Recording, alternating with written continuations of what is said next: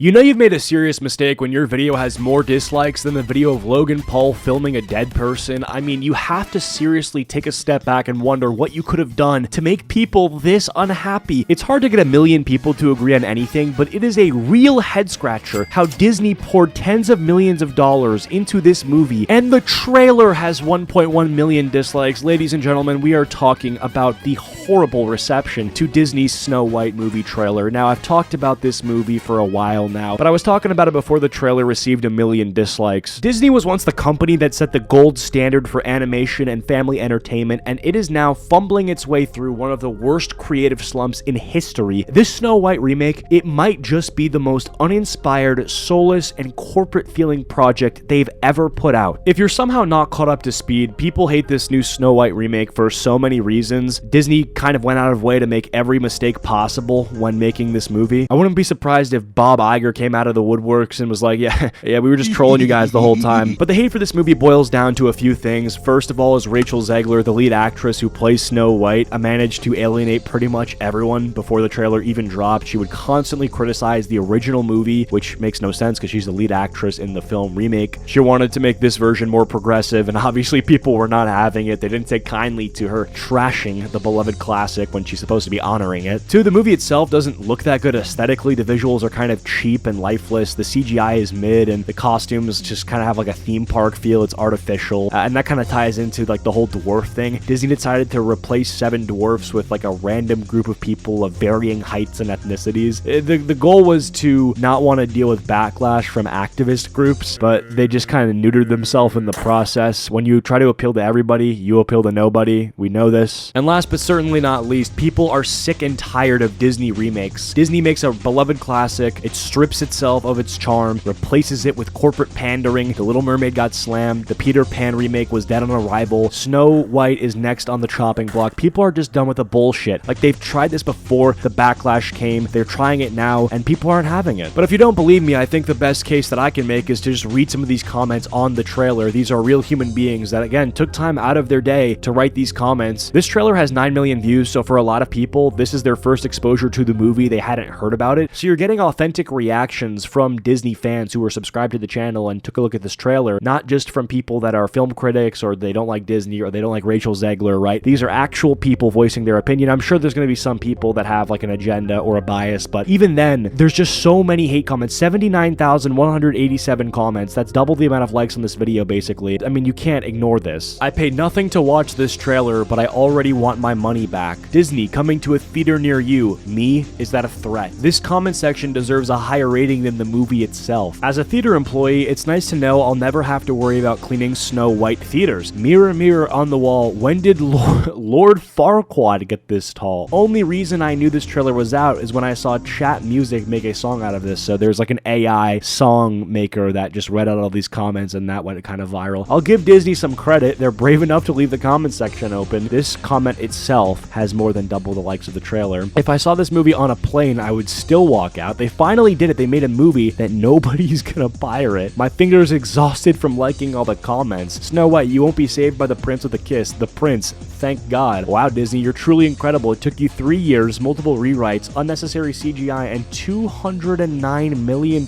just for me to enjoy a comment section of a movie I will never watch. Bless you. I've had some serious health problems over the past 4 years. I had a battle with alcoholism. I was smoking heavily. I piled on weight, and I was in and out of hospitals until I got to rehab and I turned my life around. Then I quit drinking, sober, 3 years. Quit smoking, just over a year. Got on a diet, lost 40 pounds and counting, and hit the weights to get into the best shape I've ever been in a decade. Then I watched this trailer, and it gave me cancer. There is obviously some class clown attempts in this comment section, people who have no interest in the movie and they just want to make the comment section giggle. That's fair, but this kind of thing doesn't happen by accident. So with the movie's release being on the horizon, there's been some box office projections for the movie coming out soon. You know, people are throwing some numbers around, and none of them are looking good. Here on Screen Rant, they write, while a $63 to $70 million haul is a modest figure, if it does prove more concrete upon Snow White's March 20th release, it's not a great sign for the movie's final box office tally. Reports are currently varying on the movie's final budgetary figures, though it's been reported that the film could have cost upward of $269 million when factoring in marketing and theatrical release costs, which are typically about 2.5 times the production budget. That would put the movie's break-even point at about $673 million. million. How the fuck are they going to break $673 million? It is Disney, so never say never, but I just don't know how on earth you're going to come up with $673 million. I'm genuinely curious. I'm not asking this facetiously. If someone could tell me in the comments, how can that be done? Like, what does that look like? And as you're writing the comment, factoring the necessary inputs, I want you to seriously think how impossible it's going to be, because I know it's going to take a lot. Actually, scratch that. Delete your comment. We don't even have to do this. We can just compare this to the other live-action remake they attempted to make, which was the Little Mermaid remake. The break-even for that movie was like $700 million to even make a real profit. The box office was $569 million, so they lost anywhere between $100 to $150 million, and that's not even considering how much Disney lost in opportunity cost by investing in this instead of making a more profitable project. So, you know, losing that amount of money sucks, but they also didn't even learn their lesson. Like, turn the loss into a lesson at least. Like look at this and be like, oh yeah, nobody wanted this. We lost all this money. We lost all this time. Let's not do this again. And someone was like, why not? And then they did it again. If you go to see this movie, get ready for the ambiance of the cricket noises you're going to experience. Like, that might be the highlight of your night right there. That peace and quiet you're going to get from the fact that there's no one yelling during the movie. It'll be the first movie where they don't have to give you the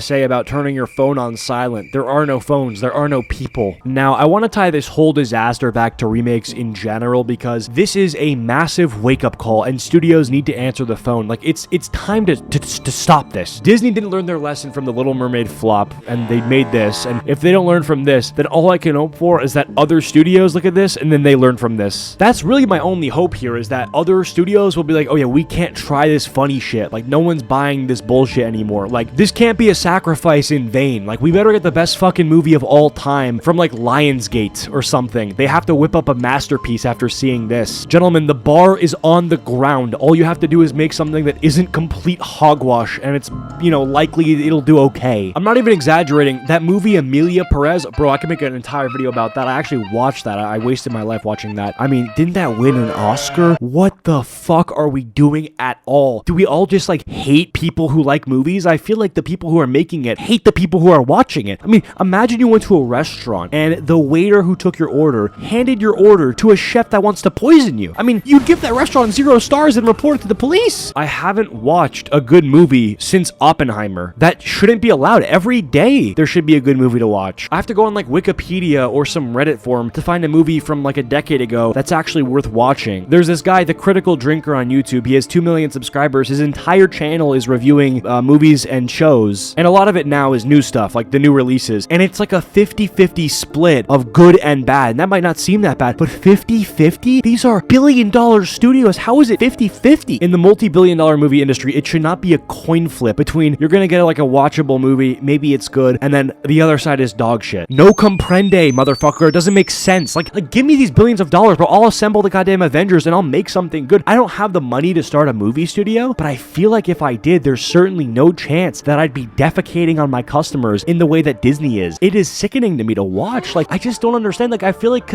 online casinos have more respect for the customers that they're stealing and siphoning hundreds of thousands of dollars from than Disney does for their viewers, and it's so twisted and backwards, man. I don't know if it's getting worse, but it's definitely not getting better. I mean, I remember specifically around the time when the Scooby-Doo Velma spin-off show released, that's when things felt like they'd hit rock bottom, but then I see this and it's 1 million dislikes, and it's like, you really can't get worse than that. Like, that has to be new rock bottom. So if we're moving up very slowly, if at all, if we're not moving down, that is. So something has to change. People need to get fired. People need to get moved around and banned from Hollywood. And I know I'm not alone when I say that my tolerance for all this is at an all-time low. So that's pretty much it. Just wanted to talk about this new Rachel Zegler update, the projections, and the trailer hitting 1 million dislikes. Read some of the comments. But yeah, I appreciate you guys all watching. Have a good day.